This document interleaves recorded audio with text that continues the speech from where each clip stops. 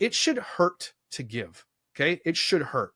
How many of you, of anybody who listens to the podcast who goes to church, how many of your churches ask you to give till it hurts, but don't give till it hurts? Because don't forget, the church is an entity that has a bunch of money coming in, and they're paying probably 60% plus for salaries alone, which, again, don't get me wrong, pay a pastor what they're worth. Let people work a living wage. They're doing a good job.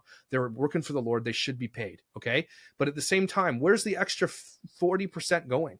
Where is that going? Are you only interested in building satellite churches? How about this? Instead of building a satellite church, which you don't need, why don't you take some of that money and give it to a church that doesn't have a lot of money, help them get bigger and better over there, right? Why are we against each other? Why are we not building up other churches? Because maybe they have a little bit of theology difference? No. See, churches are becoming franchised like McDonald's. There's no reason for that when we have a million churches out there that you can partner with. Be like, we love what you're doing over here. We're going to help you get new pews and this, that, and we're going to grow it. And people that can't travel as far, we're going to make sure they go to your church. Churches are at competition with each other. Like I said, in my church, the growth came from people leaving other churches because we had the cool. That's the only reason. Yeah, man, it's flat out hubris, because if you watch what a lot of these churches that are doing this say, they'll say, we want to put a life-giving church on every corner, a life-giving church in every city around us. What's implied in that, though, is that, hey, we're a life-giving church. The other churches in our city, they're not life-giving. That's why we need another church here. That's why we need another church in this community. We're better as a franchise, just duplicate it, put somebody on the screen, than these pastors who are already boots on the ground, or the pastors who felt called to plant and start a new church, right? So again, we're trying to build so high, we're not focused on building wide.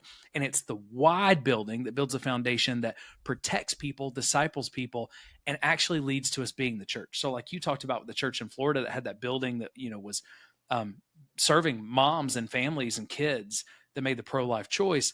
Well, that's a wide decision. That's a discipleship decision. That's a we're going to be Jesus decision. Franchise churches starting new campuses let's just build real tall and get real big. And what happens if you build tall without a wide, strong foundation? Every time it's going to collapse. And when it collapses, it's going to hurt a whole lot of people who are in the vicinity. It brings me to this point that churches who do this type of thing, and there's so many who do it, I don't know why they do it. But it's either a leadership problem or an ego problem where pastors are building these as trophies to themselves. You got Stephen Furtick at Elevation.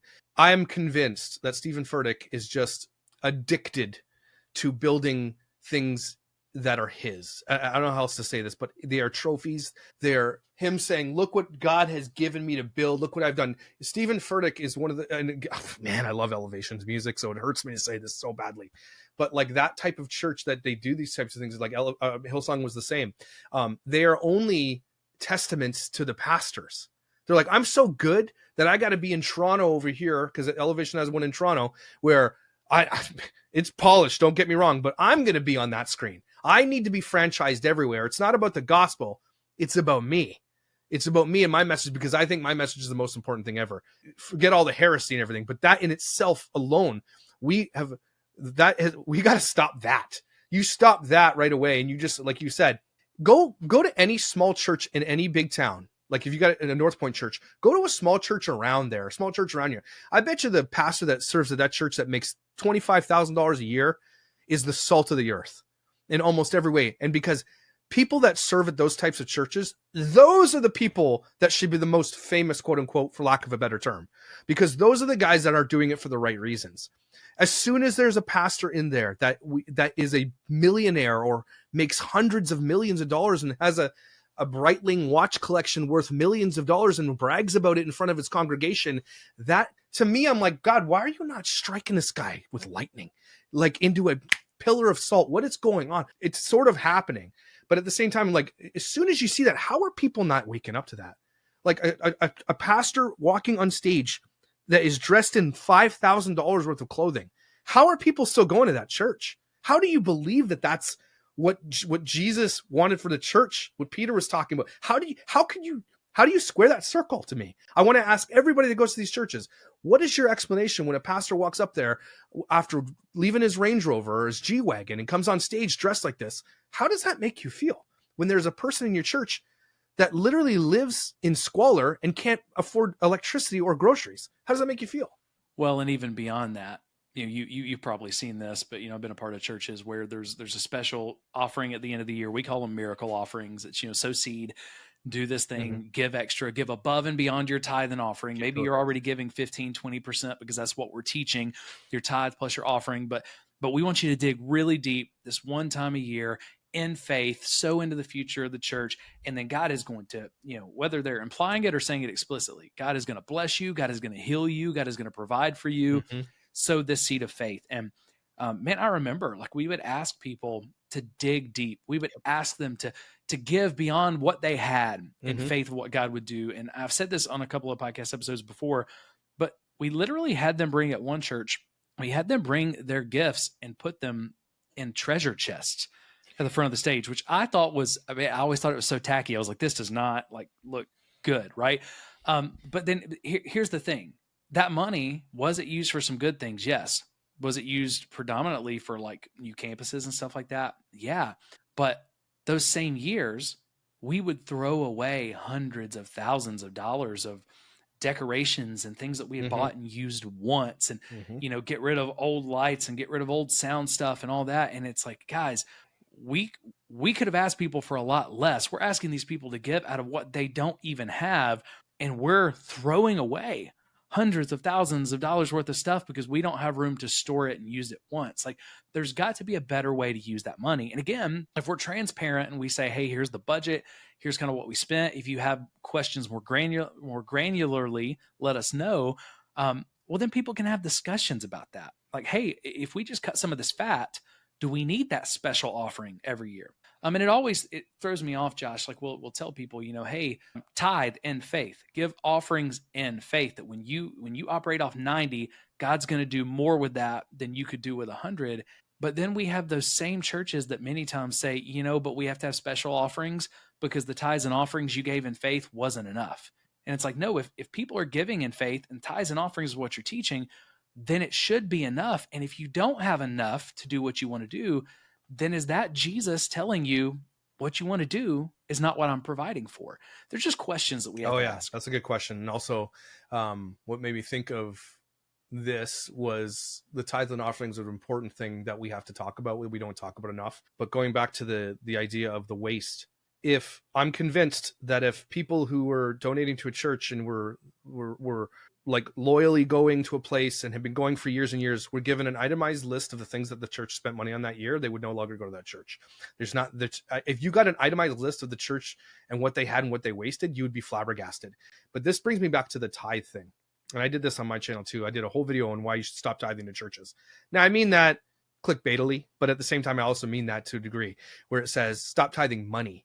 And if you want to tithe money, that's your prerogative. And I think some churches do great things. And I think small churches, they should get your tithe because they need it to run and operate. And I get it.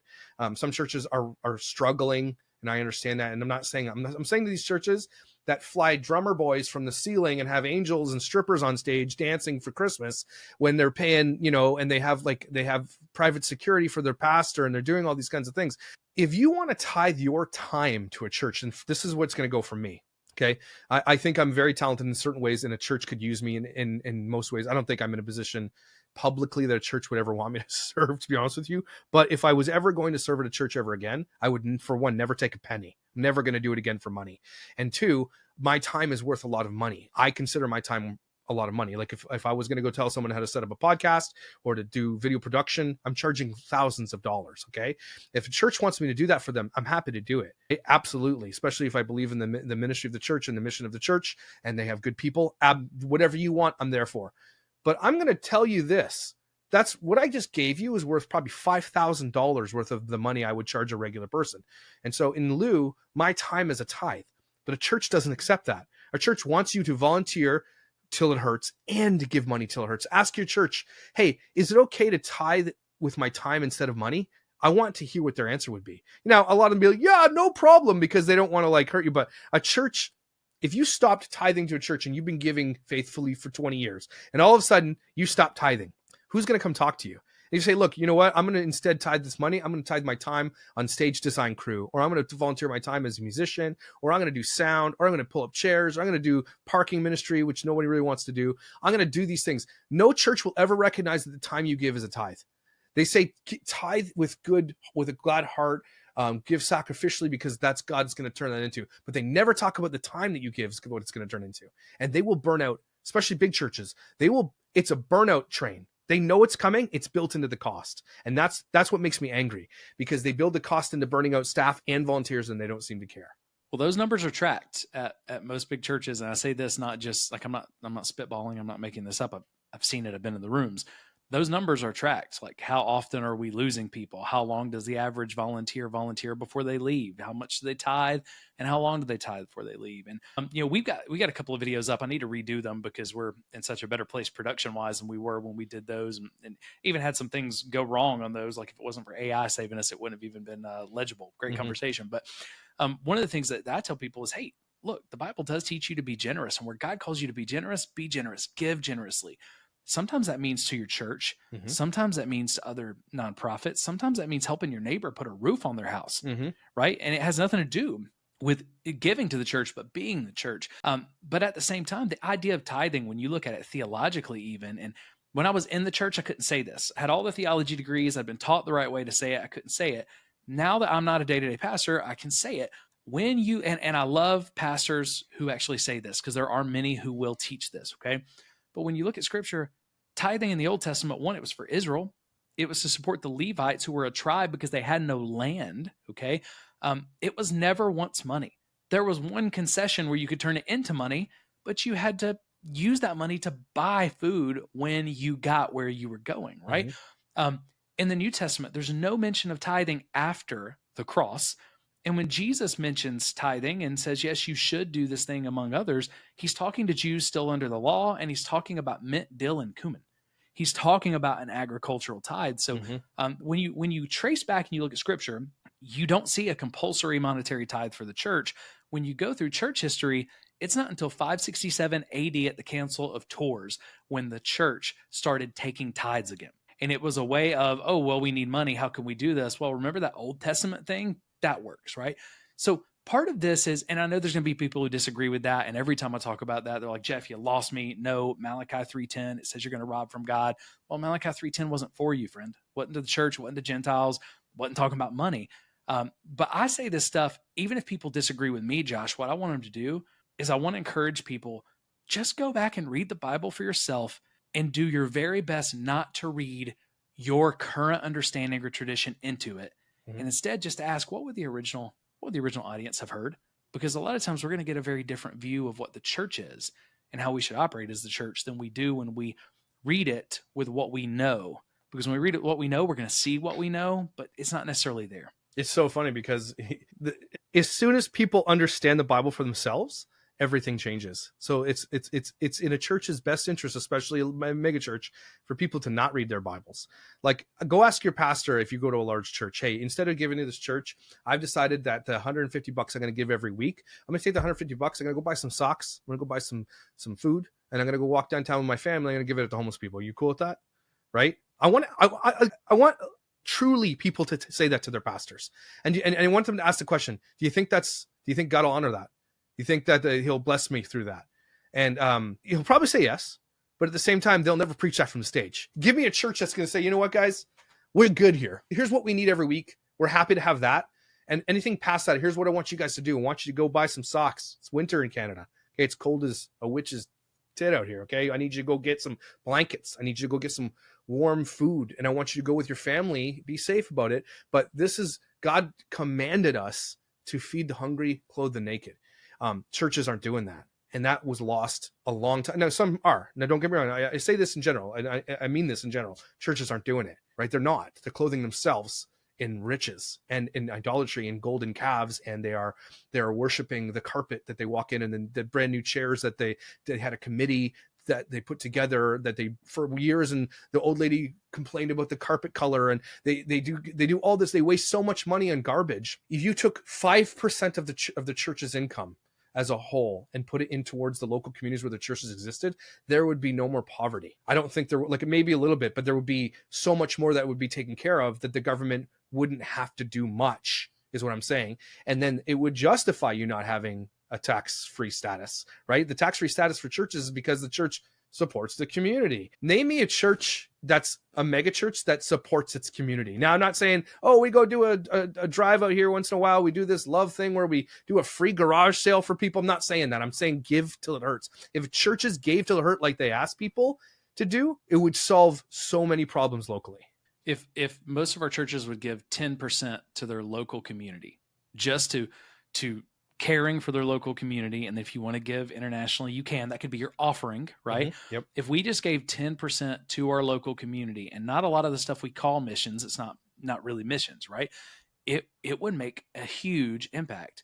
But if you look at a lot of churches, you're not getting their financial statements, but if you get a hold of them, a lot of times we're giving 2 to 5% to missions as a whole, and a lot of that's international stuff, right? So there's so much more that we could give. And I know you enjoy like Nathan Apfel and the religion business and the work they're doing with the documentary they're going to be releasing soon. Love it. We had them on the podcast a year ago. You should have them on your show if it works out when they release the documentary. I'm sure they'd love to do that. Mm-hmm.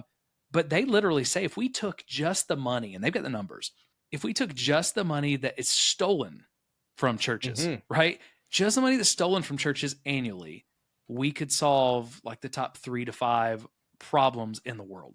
Like we're talking about stuff like world hunger. It either doesn't exist or it exists so differently from it exists now, right?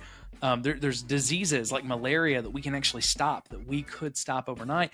And that's not even asking churches to give 10%. It's asking us to make sure money doesn't get stolen, right? To be more careful here. And part of that is transparency and everything else.